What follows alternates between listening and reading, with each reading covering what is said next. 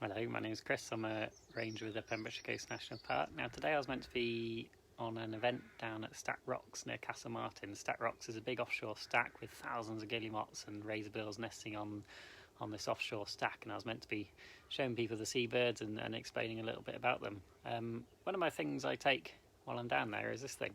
So this is a replica guillemot egg. So it's made out of plaster of Paris, but it's the same size and shape as a guillemot egg. Guillemot eggs are really special. They've got an amazing adaptation.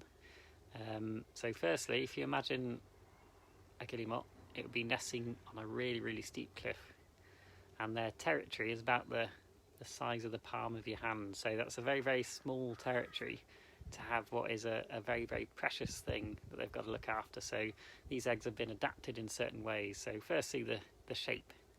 So it's long and pointed, unlike a chicken egg, which is very round. The long pointed aspect is meant to help it stick to the cliff better. So there was an old theory that the shape of this egg helps it to run round in a circle on the cliff, but if you remember, the size of a guillemot territory is about the size of the palm of your hand, and that doesn't really help. So the latest theory is that the long side of the edge of the egg increases the surface area between the egg and the cliff, so that provides a lot of friction, and that means the egg can stay on the cliff even if it's really steep.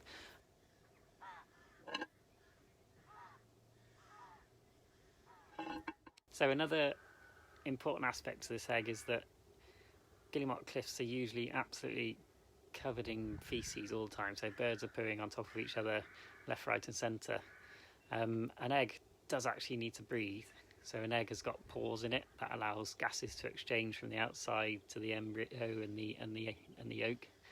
But with the guillemot egg, they've adapted themselves to have more pores in the top side of the egg. So a guillemot will be incubating an egg with a point down towards the bottom of the bird like this, and at the top of the egg this will be exposed to the air, and having more pores in this part of the egg helps to allow increased surface runoff. So rainwater doesn't tend to hang around on here, and neither does mud and poo, so that slides off a bit like non-stick really, and that allows this top area to remain clear of poo, and it allows a lot more air and gases to exchange between the chick and the air. So yeah, these eggs are amazing. Chicks will be hatching out sort of early June time, and then the chicks will be fed by the adults on the cliff for about 2 to 3 weeks only, and before they can really fly, these chicks will be sent out to sea with their father, and they'll be taught how to fish, and hopefully they'll come back in a few years' time to breed.